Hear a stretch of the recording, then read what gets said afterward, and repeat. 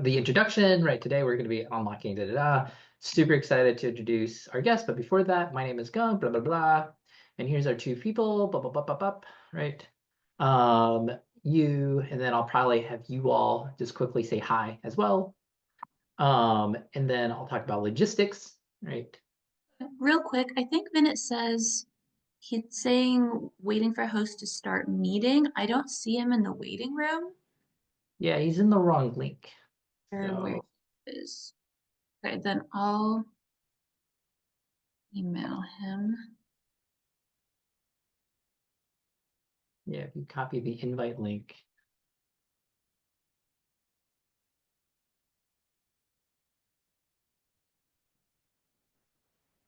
Oh, there he is. You figured it out. Oh, cool. Sorry, I didn't mean to interrupt. I just want to make sure we have No, you. no, no. That is very interruptible. Beneath. Hi. Sorry, Um, I'm like in the calendar. It was getting No, no, putting no worries. uh I'm gonna or make you getting co-host. quickly. Yeah, sorry.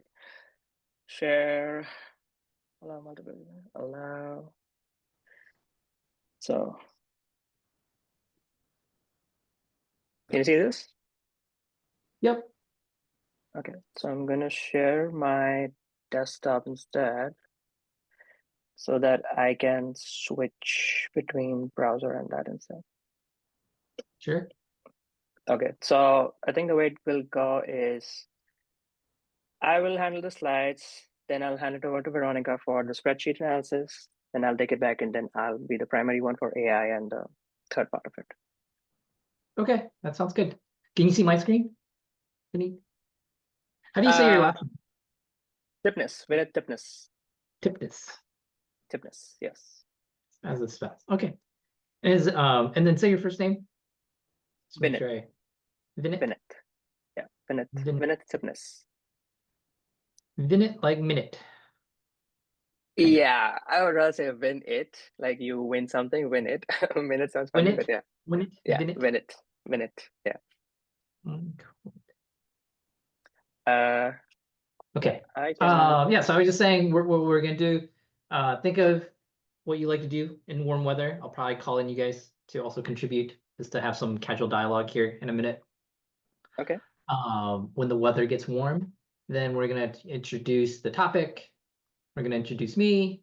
I'm gonna introduce you two. I'll probably have you guys say something more and be like, "Hey, do you want us, add a little bit more?" Vinit and Veronica. Um, you guys can introduce yourselves quickly, and then I'm gonna say before we dive in, we'll have a couple, talk about logistics. People always ask these; they still ask anyway, but might as well. And then that's it. That's after this. It's you guys until you're done. Once you're done, I'm gonna come back and say, hey, just real quickly while people are gathering their thoughts for Q&A, because a lot of times it takes people a little bit of time to warm up. yeah, Let me introduce Civic Champs, da da da da da. Here's what we do, blah blah blah blah blah. And then here's our contact. And then if still no one has any questions, I'll ask one or two, see if that can prompt any discussions. And then we'll share your handouts along with the AI questionnaire. yeah. We'll email that as well, and then we'll talk about, hey, we got some upcoming stuff. Here's an upcoming webinar. Here's another one, and then give us your feedback. Right? Okay, that's good. All right. All right. I'm gonna let everyone in, and we'll get started.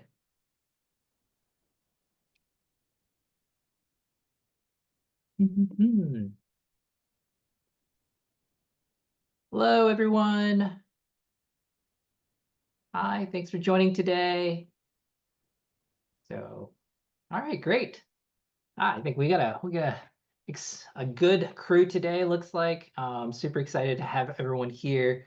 Um, And yeah, my name's Gung. As for those of you that have joined us in the past, you probably are used to this. But for those folks that are new and maybe have never joined a Civic Champs webinar, we'd love to just learn a little bit more about who you all are as well. And so if you don't mind going into chat and just sharing your name, what organization you're with, maybe where you're from, and then because of the weather change, what is your favorite activity that you like to do or you're looking forward to as the weather warms up? So just a little something fun as we, wait for everyone to kind of trickle in here and we'll get to know everyone. So Yeah, for myself, I play tennis, and so the thing I'm most excited about is outdoor tennis. It's been about 6 months since I've been able to do that, so that's the thing I'm most excited for. So, Veronica, Bennett, anything you guys are excited for? I like going on walks, but I also like tennis too. I used to play tennis in high school. I haven't played in a lot of time, but I like badminton and tennis. Those two are, let's say, favorite sports. I'm not a big team sports guy. I like solo racket sports more.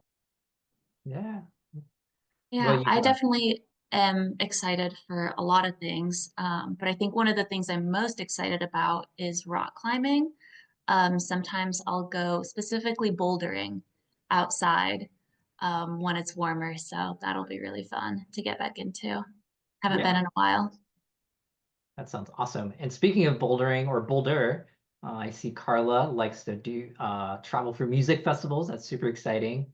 Welcome. And then we have Courtney who says looking forward to evening walks, just like you did. So, and then yeah, we have somebody from Humane Society, Harford County, hiking, nature walks, free diving. Oh, that's exciting, fun. That's probably not something we can do here in Indiana, though. And then we have Ross, welcome, as well. Waterfall swimming, anything with water, fishing. Very cool. Well, thanks everyone. I appreciate you all contributing to and sharing. Yeah, like I said, it's always fun for us to learn a little bit more about our guests. Lupita, yeah, and it looks like we have a wide range of geographies here today, from Atlanta to California, and so that's super exciting too. Phoenix, very cool. All right, so yeah, and feel free to continue putting your name, organization, and what you're looking for in chat. But thought I'd just kick off by introducing our topic for today. And so today we are super blessed to have Veronica and Bennett join us. They're going to be talking about unlocking volunteer data insights using data analytics for nonprofits. And these are truly experts in the space, right? And so I'll introduce them in a second here. But for those of you that might not know who I am, my name is Gung Wang. It's kind of pronounced like gun ho, if that's easier to remember. And so I'm the CEO and co-founder here at Civic Champs. We're a volunteer management software platform. And this is just a little bit of background about myself. And so I used to have two other tech startup companies, one called Rent Jungle, another called Community Elf.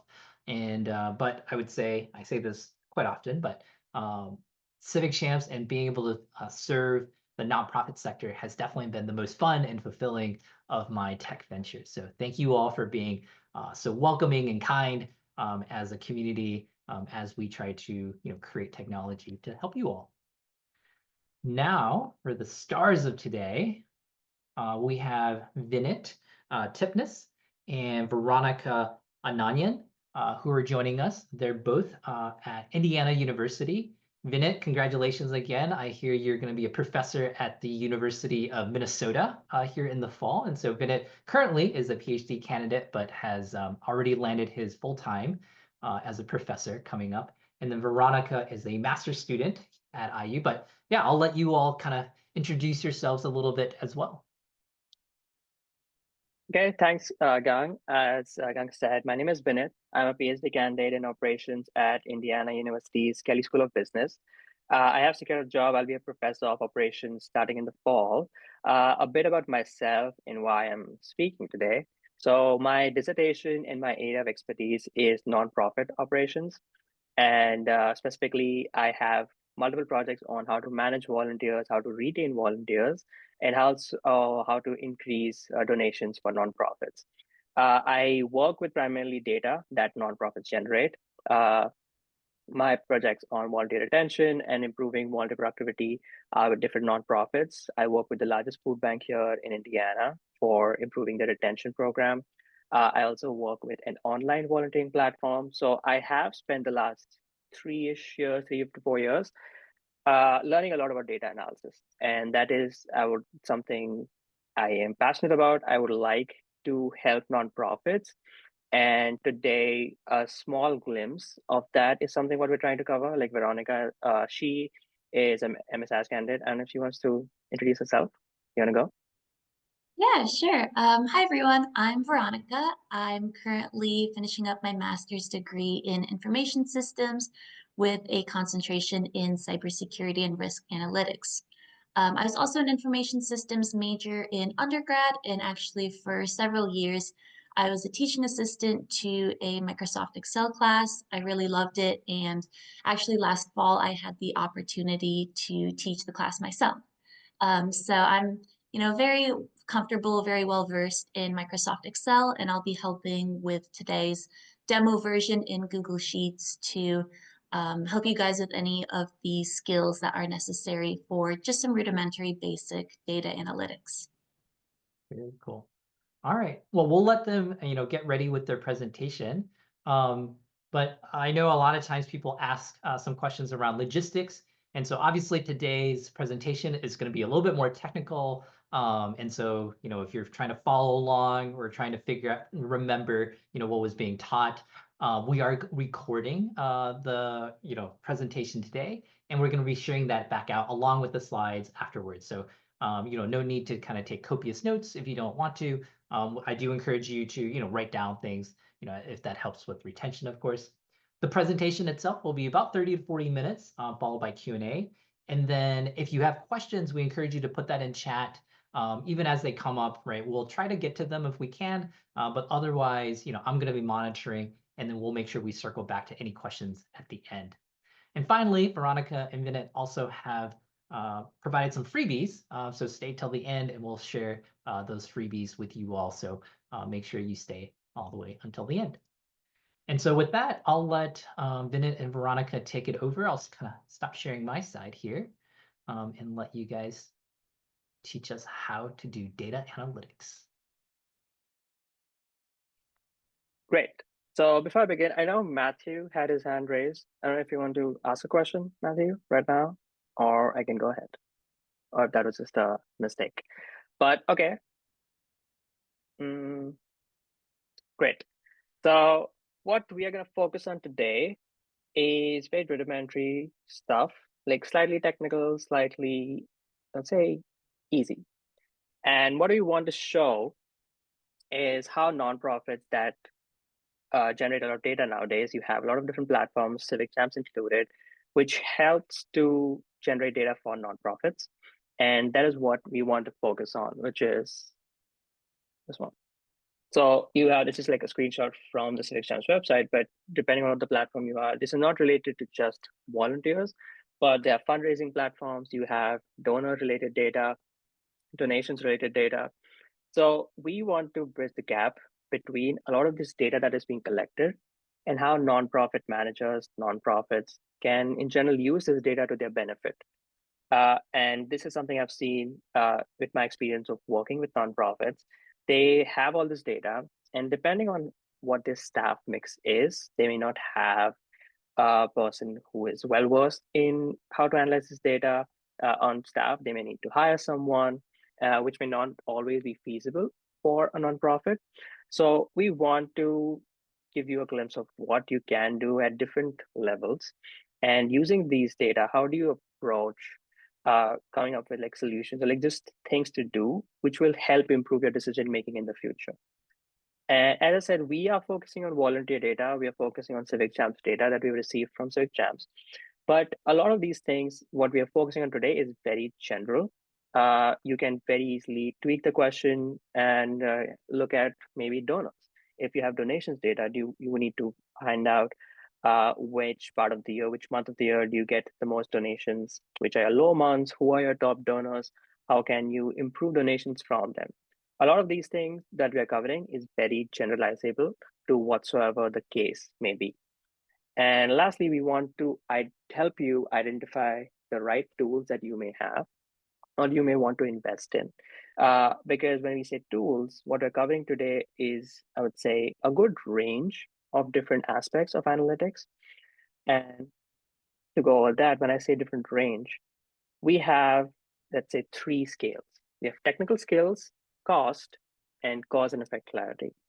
Technical skills means how much background do you need? How much do you need to educate yourself to be able to use that tool? Cost is naturally how much you need to invest in it. We will cover a free source, which is Google Sheets, but we will also cover like more expensive or just resources that you may need to invest in. The last is cause effect clarity, and now that is slightly technical, and I will get to it when we reach to the third type of analysis. So the first approach that we're covering is spreadsheet analysis. Using Microsoft Excel, Google Sheets, they require, let's say, two on technical skills, because you need to know if you have no experience with Excel, you don't know how the functions may work, you may need to learn a few functions.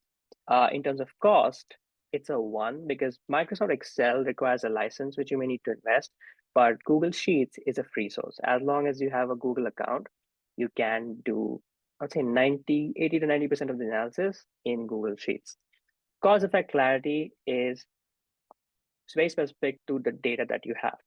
So let's say you have volunteering data for the last 1 year, and you want to identify which are top days where volunteers show up, and also how can you improve your volunteering.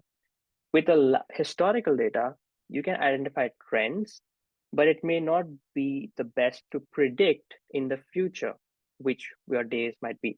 That is, it's not completely like a high on cause effect clarity, because it is based on historical data. Historical data helps to identify trends, but it may not always help you make a very clear decision of how to improve your operations. The second approach is using AI chatbots. Nowadays, you have ChatGPT, you have different, Google has one, Anthropic is a company which has one. You have at least 6 or 7 options.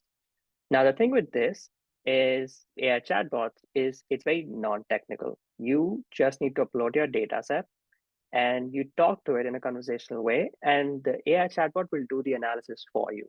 And today we will show, Veronica will show a demo of spreadsheet analysis, and then we will do the same thing without a lot of technical jargon in AI chatbot. So the whole thing can be done in 5 minutes, whereas the demo which Veronica will do, we have spent a considerable amount of time creating them. And lastly is cause and effect analysis. Now, cause and effect analysis is very specific to when you want to make decisions with a forward-seeking approach. So let's say you want to improve volunteer retention, and that is something I will cover later on. If you want to improve volunteer retention and you want to study a specific aspect that you have, let's say a pilot that you implemented at a nonprofit, you want to make sure that the improvement in retention is specifically because of that pilot. And to be extremely clear about one, that whatever you've done, that is what is driving the effect, requires a lot of technical skills. You may need to either hire someone with technical know-how. Like I have spent my PhD learning a lot of these technical skills. And hiring someone, obviously, it is expensive, or educating yourself in these classes. What we're doing today is to show you a shortcut, a cheat, how to cheat the system and like use research, academic research to implement this, or like use that for your cases. And I know this is very rudimentary. You may have questions about specifically what cause and effect analysis is. When we reach to that part of the webinar, I will give you a more in-depth view of that. So now I think we can go over the first aspect, which is spreadsheet analysis. I will get Veronica to discuss the data we used, and then the research questions that, specifically the questions we are interested in, what is the focus of our analysis today, and then she can take over from there. Yeah, absolutely. Thank you, Vinit. So let's first take a closer look at the data sample that we used. And this is data that we downloaded from the Civic Champs website. It's about a month's worth of data from one organization. Now, you'll notice right off the bat that we can't see any identifying features such as the name of the organization, the name of the volunteer, maybe their email address or phone number. All we see is the volunteer ID. That's the identifying number. And this is just done to protect the privacy of the organization and the volunteers themselves. And then we'll take a closer look at each of the relevant columns during the demonstration. So moving into the questions that we're interested in, Whenever we're coming up with questions, we want to keep in mind what kind of data we have available to us, because that will dictate the types of questions that we're able to answer. And so some of the questions that we wanted to look into is, what is the most popular day of the week for volunteers versus least popular? Are group or individual volunteer activities more popular? What is the most popular activity for all volunteers? What are the most popular activities then among recurring volunteers?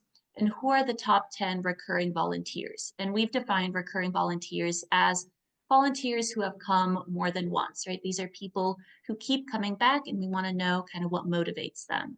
So with these questions in mind, we can go ahead and jump into our spreadsheet analysis. So there are many different things that we're able to do with spreadsheet analysis. The two main things we're going to focus on today are identifying data trends and patterns, summarizing large data sets with tables and charts, but there are also many other applications such as financial analysis, sales performance metrics, and supply chain optimizations. Those are more specific, and we're just not going to get to them in our basic demo today. But with those questions and these techniques in mind, I'll go ahead and share my screen, and we can get started with the hands-on portion of the demonstration. All right. Is everyone able to see my screen? Yeah. Okay, perfect. So as we can see, I'm working in Google Sheets, and like Vinit mentioned earlier, it has a lot of the same capabilities as Microsoft Excel, but on the plus side, it doesn't require a license, so it's a little more accessible to everyone.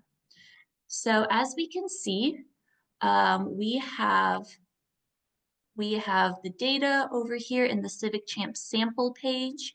We have the check-in and check-out date and time. We have the number of hours a volunteer worked in column C.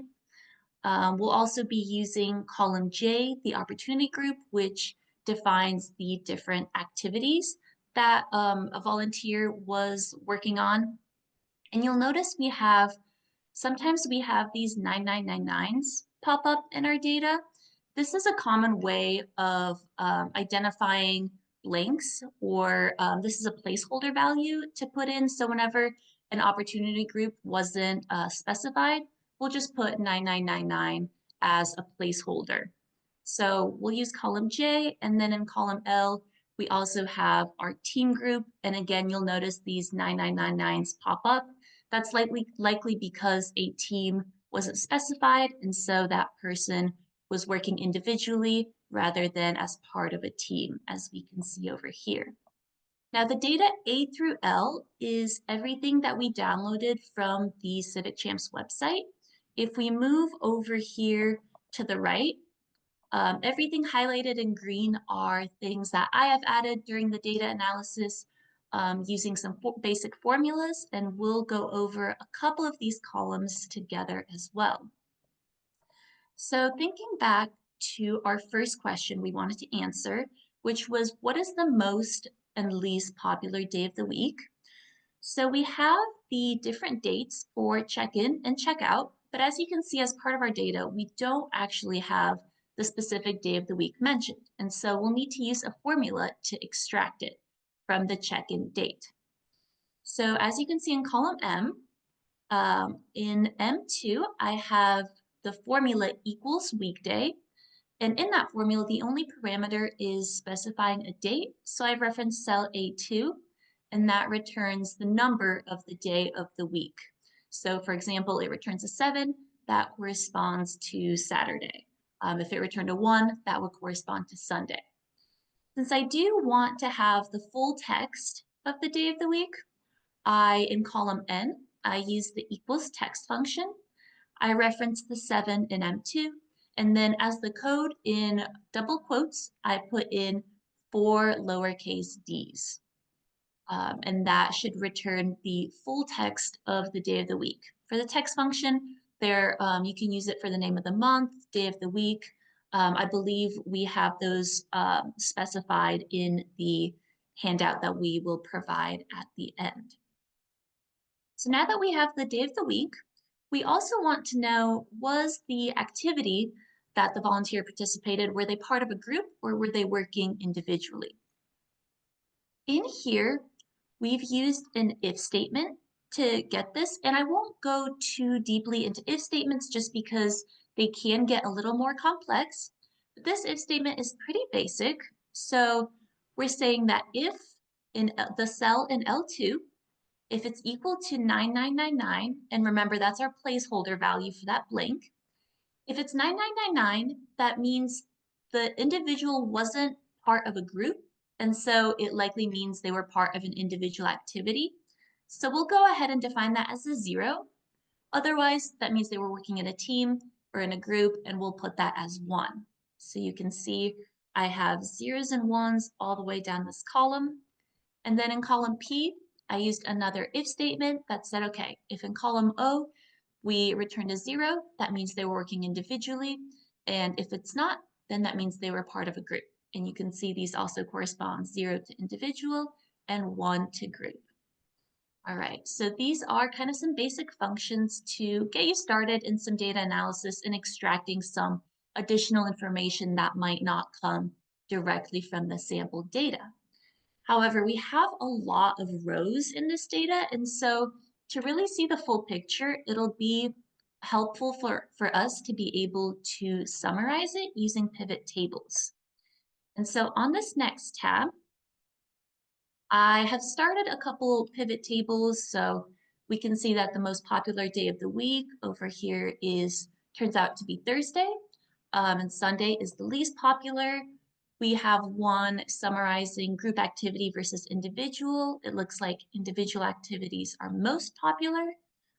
Different types of popular activities. So looks like activity number 3 is taking the lead. Activities with recurring volunteers. So looks like most recurring volunteers also prefer activity number 3. And then down here, we have a pivot table answering our question about the top 10 recurring volunteers, kind of identifying who these individuals are. So these pivot tables are already completed, and then I'd like to go over creating one together. And we'll do this one, we'll answer the question, which group or individual activities are most popular on which days of the week? So to do that, I'll come up to the ribbon, and I'll go over here up to Insert. I'll go down to Pivot Table over here. And then it should pop up with a dialog box that says Create Pivot Table. I need to specify the data range where I'm pulling the data from, right? So it already has a couple suggestions for me. I'll just go ahead and go over to the sample page to demonstrate how that's done. Click an A1, Control Shift right. We'll select all the data to the right, the entire row, and then Control Shift down. We'll select all the rows. So you can see I've selected all my data. I'll hit OK. And then I want to go ahead and insert the pivot table on an existing sheet. I'll specify that on our pivot table sheet in cell M3. Hit OK, and then go ahead and hit Create. All right. So a pivot table has several different dimensions. We have rows, columns, values, and filters. And the nice thing about Google Sheets is it actually gives me a couple of suggestions for pivot tables to create. But I'll go ahead and build one from scratch just to demonstrate how that's done.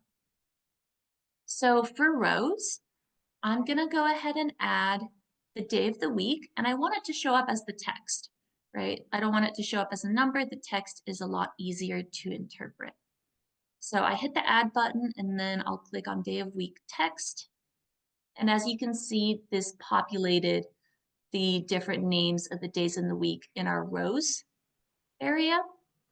And then what do I want to show? I want to show the total number of hours. So I'll go down here to values, and values is really the data that you're doing a calculation on. So it can do a sum or average. This is kind of the data that we want to show. So I'm going to go over here and hit hours, right? And as you can see, it has the sum of hours, That's exactly what I want. I want to know the total hours people worked on Friday, total hours they worked on Monday.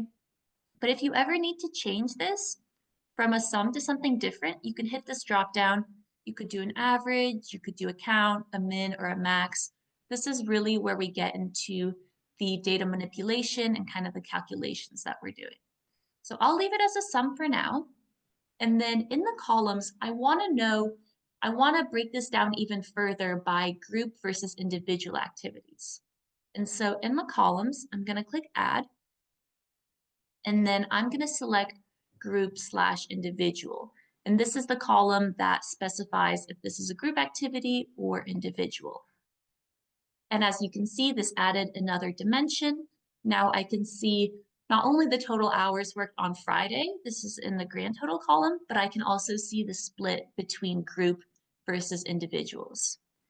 And then I can also sort this. So let's say I want to see the highest group hours worked. So I'll go to the sort by, and I'll sort by the sum of hours in the rows. And I'll do that by the group. So it looks like Thursday has the highest overall, and it also has the highest number of group activities and highest number of individual activities. And as we can see down here, it looks like on Sunday we have no group activities going on. So that could also be a helpful indicator. All right, but to visualize this data even further, it can help us to build some charts off of this. If I go over to the Charts tab, I can see I've already created a few charts already. You can see the total hours by weekday have been generated, total hours for groups and individuals, and total hours per activity. But let's also create one based on the pivot table that we just made. So I'll go over here and highlight this section of the pivot table. I'll hit insert, and then I'll insert a chart. And doing this from a pivot table can be much easier than selecting it from the range. Actually, I might not want the grand total row.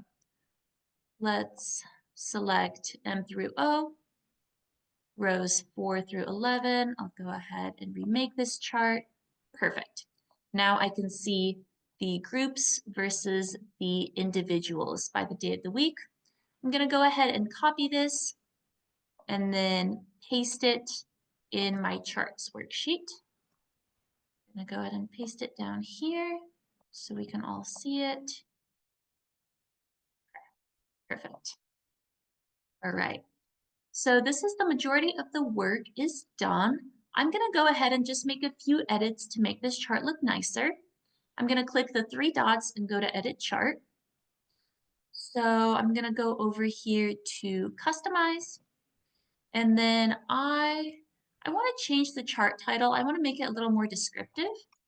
So maybe I'll put group versus individual activities by weekday. This gives us a little more insight into what this chart is talking about. I want to center the text. That looks a little bit nicer. Okay, and then I'll go ahead and move the legend to the bottom position, and I'm going to move this to the bottom. There's a lot of different things you can do up here in the customize setup. I won't go over all of it, but if you need to style or customize your chart, this is typically the area to do it.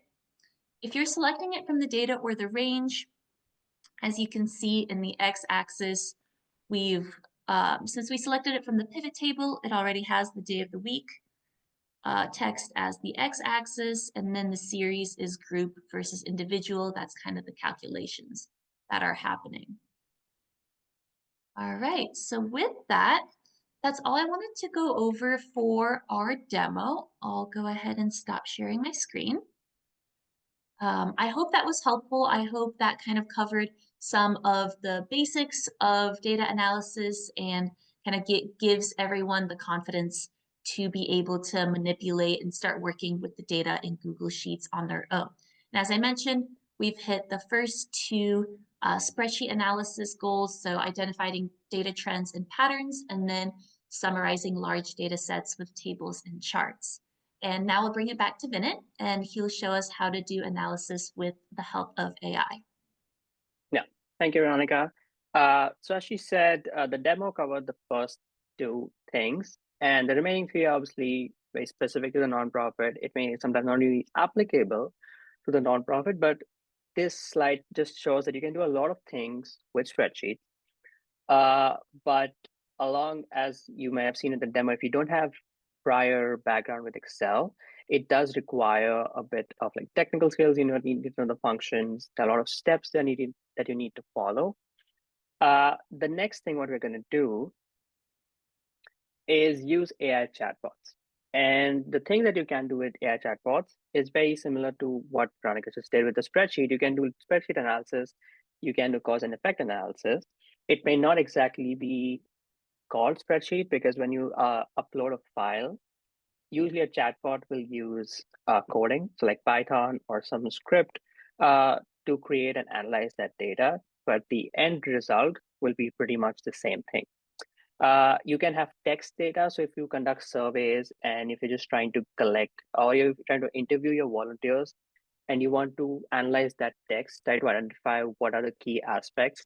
AI chatbot can also analyze textual data, survey data. And the second thing, the last thing is just create natural language reports. So if you have a lot of these data sets and when you do the analysis, you can ask AI chatbot to create like a one-page summary, maybe an executive report, which you may want to submit somewhere. There are always issues when you're trying to create like documents such as those, you may have more work to do. So we will look at specifically how to analyze data. Using text data is something which may require a webinar in itself. But what I will now focus on, and we will use the Anthropic Claude chatbot. I personally prefer this one. I think it is also better than the OpenAI ChatGPT version, but it is all personal preferences. You can use ChatGPT, you can use Google Gemini, whichever you may want to use. Most of the AI chatbots are right now at a comparable stage. So let me go to my browser. And what you want to do is I'm going to take the same data file which Veronica had, and I'm going to upload it, which is CivicJam sample. Now, this is the original sample. So if you remember from our slide deck, the original sample is this. This does not have the green highlighted columns which Veronica created specifically for spreadsheet analysis. So this is the bare bones sample that we received from CivicJam. Now, when you write a prompt, you want to be very careful that you give it all the information that it needs. And the more information, the more context you give a chatbot regarding the data sample, regarding your nonprofit, the better the output will be, and lesser chances of the chatbot hallucinating or just making up things out of thin air. So I have a prompt already written. I will walk us through, okay, yeah. So you want to start with, I'm saying I need to analyze volunteer data for my nonprofit organization. Please help me with the following. The objective is to answer the 5 questions mentioned earlier. What are the most popular day of the week for volunteers? Least popular. Are group and individual volunteer activities more popular? What is the most popular activity for volunteers? What are the most popular activities among recurring volunteers? And who are the top 10 recurring volunteers? Then you write a description about the data and any specific contextual thing that the chatbot needs to know. So we are saying that the uploaded file contains volunteer activity data for roughly a month. There are certain things that it needs to keep in mind. Wallet is the column which refers to unique volunteer identifier. Your data set might have something else, so you need to specify which are the columns you want the AI chatbot to focus on. Then opportunity chat group refers to unique events. 9999 is informal or uncategorized events. And then for team group, that specifies whether the volunteers donated time individually or in a group. And again, what 9999 in that specific thing column means. I'm not going to specify the hours thing. Let's see whether the chatbot automatically uses hours as the metric to categorize these events. So one thing about uploading these files, this is the paid version of the chatbot. For doing the data analysis, you can use the free version, but there's a limit to how long you can use a free version for. And depending on what platform you're using, the file size is also limited. So when you click, the Claude allows a maximum of 30 MB file for each data set. ChatGPT has a 500 MB file. Gemini has a 20 MB. So depending, if your file is too large, we are using just 1 month worth of data. If you have a whole year of data, it may sometimes be super intensive and it may not work.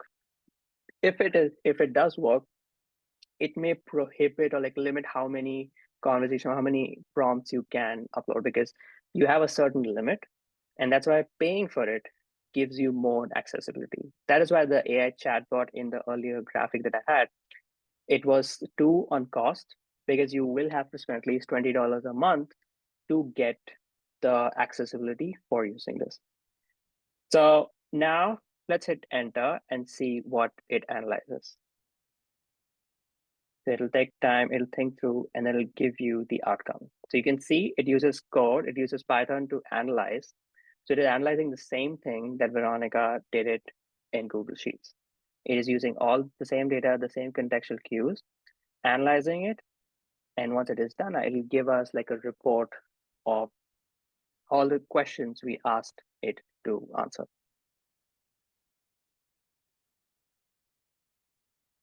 So it says, most and least popular days is Thursday and Sunday, but it does it in check-ins. So how many check-ins were done by volunteers? It gives you the full breakdown by check-ins. The weekdays, particular midweek, are when most of your volunteer activity occurs. Individual volunteer is significant than group, which is again similar to what Veronica found. Most popular activities, so it uses activities instead of opportunity names. So see, this is one issue where it is using the wrong column. Then popular activities and top 10 recurring volunteers by check-ins. So you see there were some issues, it didn't exactly give us what we want, and that is possible. And it also gave us some additional insights which we didn't ask for. So the more direct you are with what you want, the better it will be. So let's fix this by saying, instead or in addition to check-ins, I want you to look at hours donated by the volunteers to do these analysis, and keep that as the primary metric. For activities, I want you to use opportunity group column instead. And then it'll do the same thing with hours and using the opportunity group column instead of the activity group column. So you can see it does the whole analysis at a lot faster rate. And as long as you know what each column means and you convey that to the chatbot, it will do the job for you. And hopefully it will do it correctly as long as you give it all the information that the chatbot needs to know. So this can make the analysis easier, even if you don't have background or any technical skills with Excel or Microsoft or like Google Sheets, it can do the job. Now with hours, it gives you the exact same numbers that Veronica had earlier. Thursday had 1,000 hours, Sunday 7.72. Then it gives you group hours, individual hours, the hours by opportunity, the informal, and top 10 recurring. So here you start seeing there's issues with the data. So volunteer 72 had 151 hours, but only 6 check-ins. That seems a bit off, because if you divide that, that is roughly more than 25 hours roughly in one check-in. Now that is not possible. There may be some data collection issue, data measurement issue. So you want to filter anything that is beyond a particular hour. So let's say an average hours is 3, team volunteers 2.5.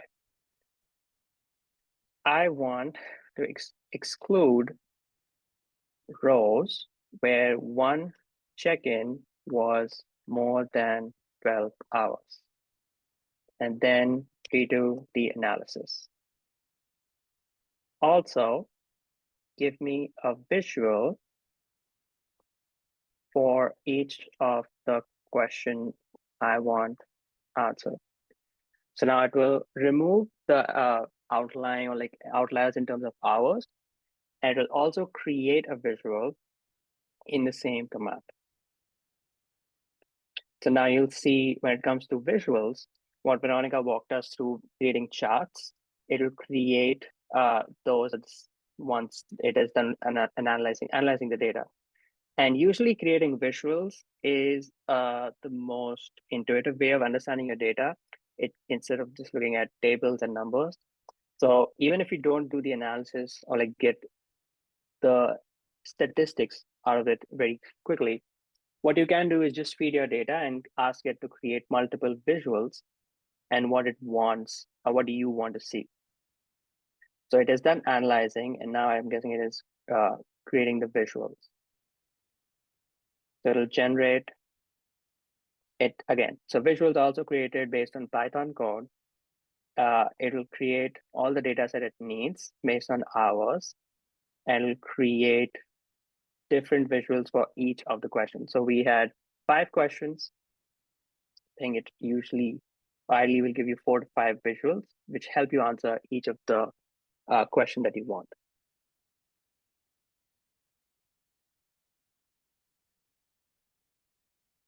So this again, instead of doing a lot of technical things, I cannot do coding at the pace at which AI, the chatbot is doing.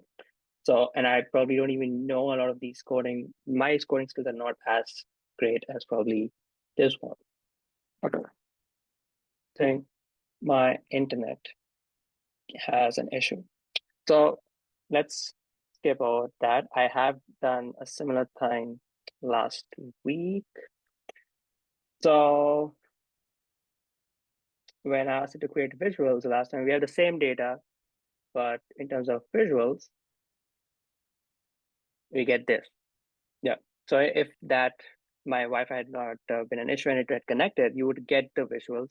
You'd get the day of the week, which is similar to what Veronica had shown. You'd see individual versus group volunteers, what the percentage is. You'd see most popular activities by hours, which again, activity 3 is the lead, then 1. You'll see top 10 volunteers by hours, and this excludes the one which have more than 12 hours. So now you have volunteer 244 with the highest hours, and volunteer 119 that has the most check-ins, which is this one. You will also see the most popular activities among the recurring volunteers. So activity 3 again is the same, is the higher one for recurring volunteers. So we have created roughly the same visuals, the same analysis that Veronica had shown us on Google Sheets. And using this, it also gives you key insights, like what is Thursday is the peak volunteer day, individual volunteering account. So it essentially gives you answers to your questions. Now you can take it a step further and ask it to suggest strategic decisions to make based off on this analysis. So then it will give you a list of things that you can potentially do looking at the data set. You can optimize weekday programming. You can focus on individual volunteer recruitment. You can emphasize activities 3 and 1, and develop a tiered volunteer recognition program, retention with focus. There are a lot of things that the chatbot will suggest.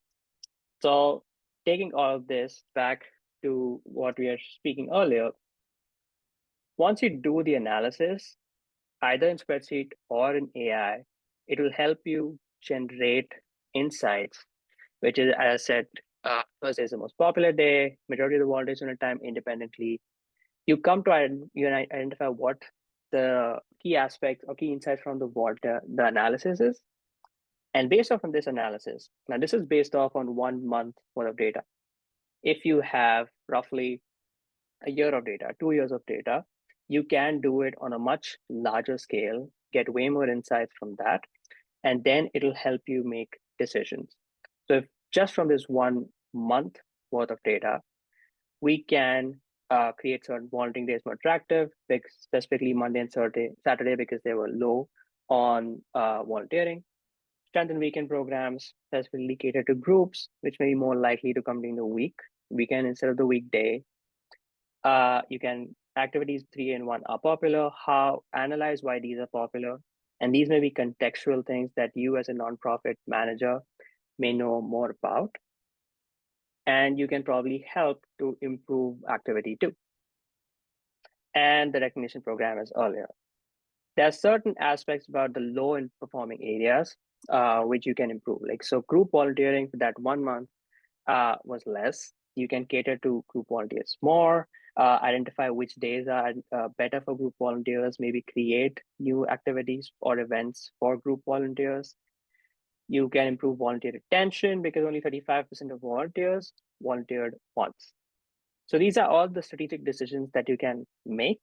And looking at historical data, you can try to do more. You can improve your operations.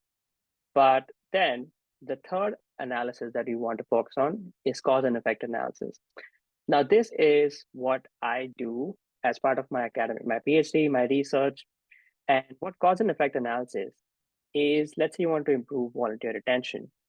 You conducted as an experiment or implemented a pilot program. So you want to identify whether the pilot program is truly what drove the desired outcome, which is improved volunteer retention, or if you want to create the actual measure the impact of the pilot program, how much did it improve? So if you want to make evidence-based decisions, these are all things where you would need to study something. So you need to implement an experiment or a pilot program, or you just look up online, like what are the things, best practices for a nonprofit, and whether those best practices are working in your case.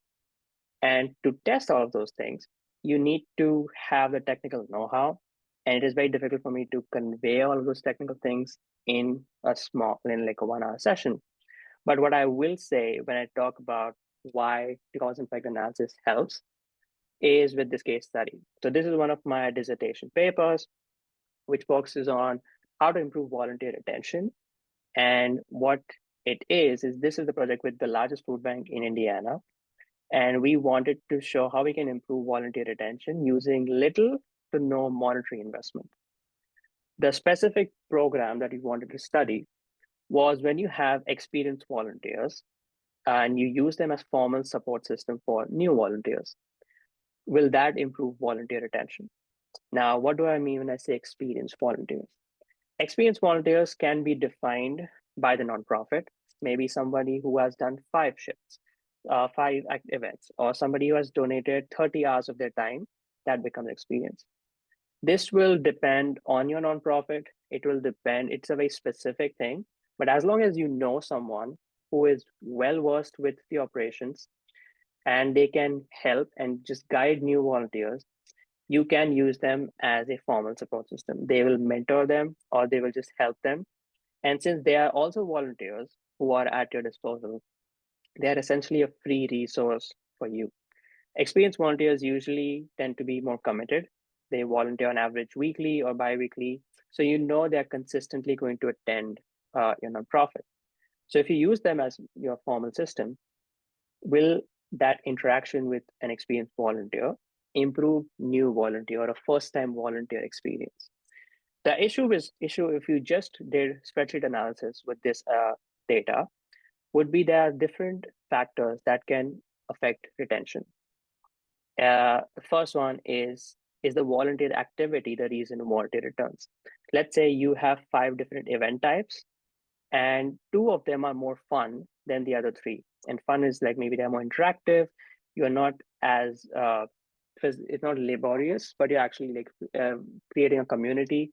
And that activity is actually what is causing them to return as opposed to these experienced volunteers. What if they are group volunteers? They are coming back because their home organization, their company, if it's a corporate group, their company is asking them to come back again. So it's not a bad thing that they're coming back, but it is not truly the effect of these experienced volunteers.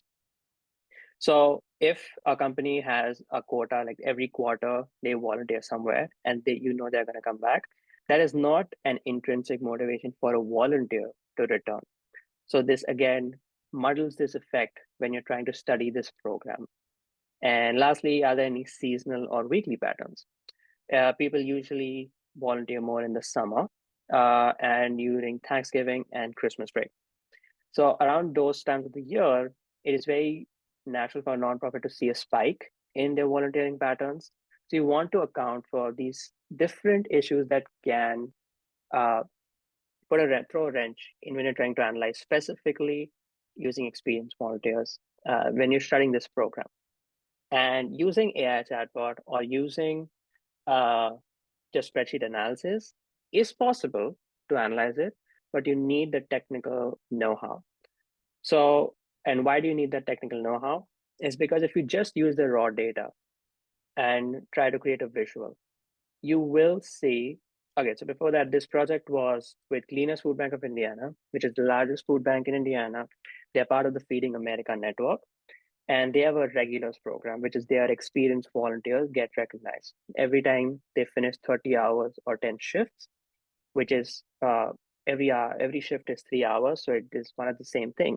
They get a name tag, and every time they have a name tag, which means that every time a regular volunteer is present in a shift, they are used as formal sources of help.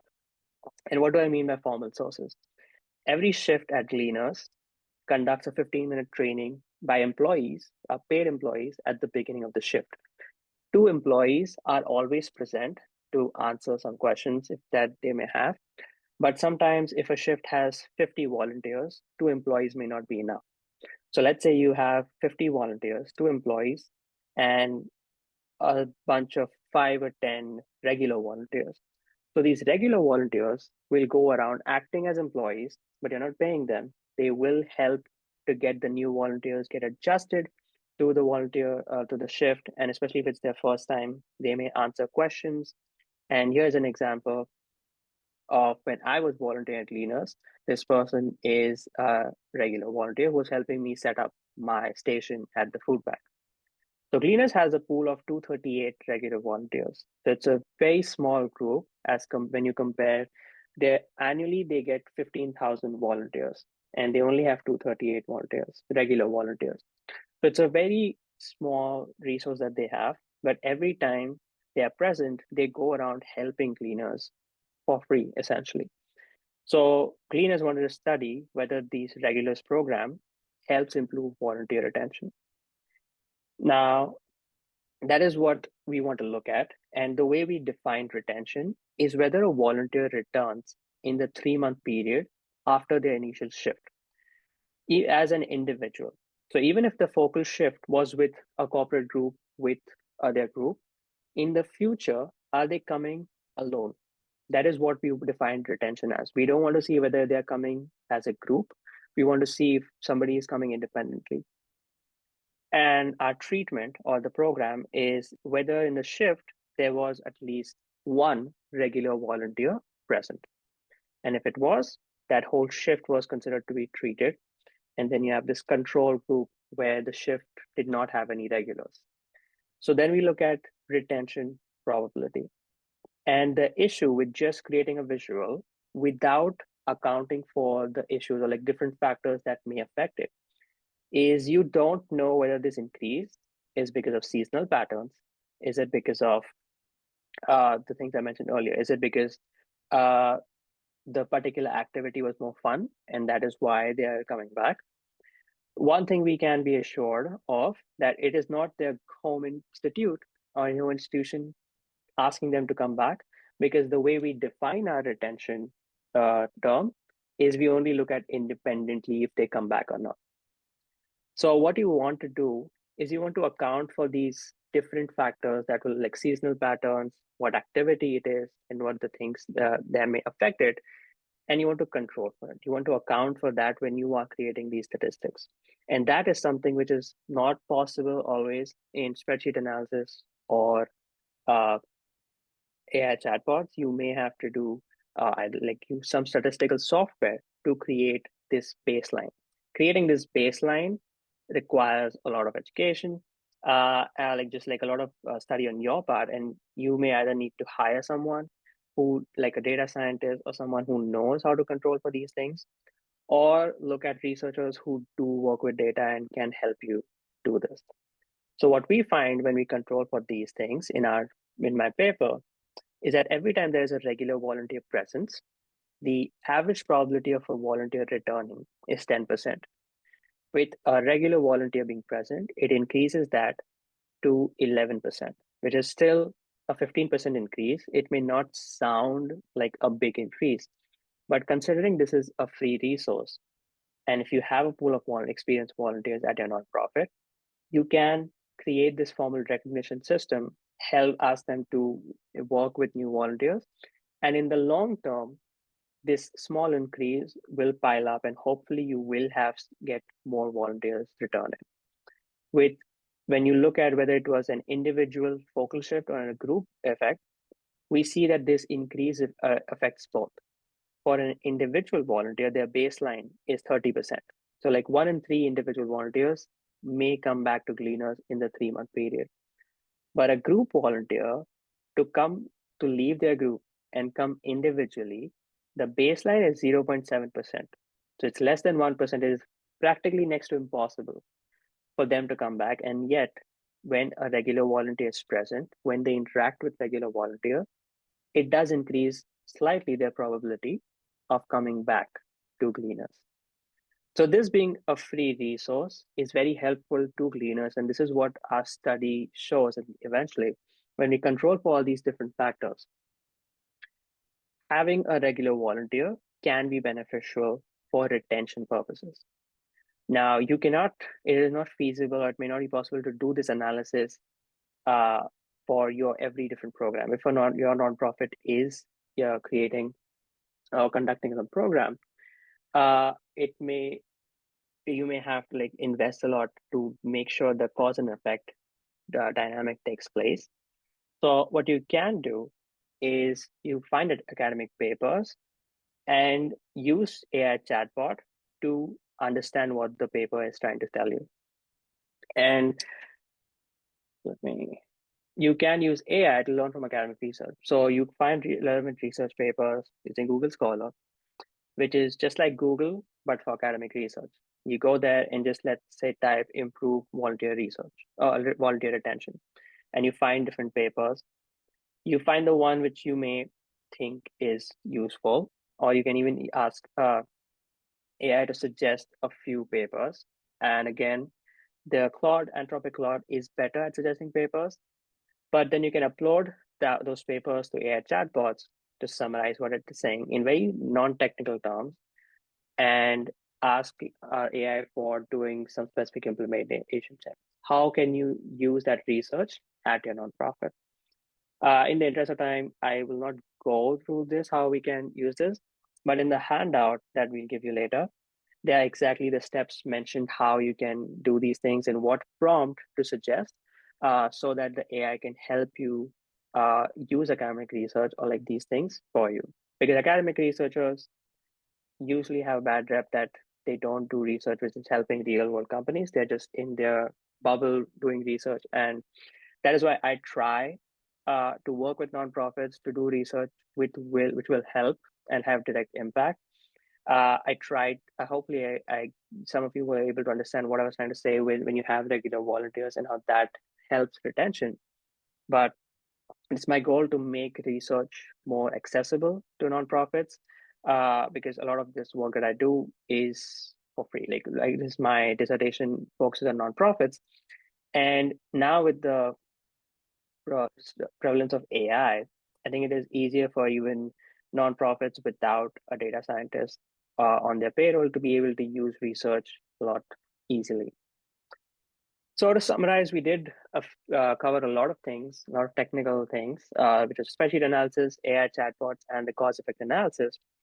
But largely what we want to show is when you have these data, now especially growing prevalence, when you have civic champs and other platforms which are creating data for your nonprofit, it can be possible for you to leverage that data and make tangible steps. Before we worked with Gleaners, they were not using their data and they were looking for someone to do that, but they couldn't hire someone. So when I emailed them regarding just wanting to study their volunteer retention, they were more than happy uh, to work with us and give us the data.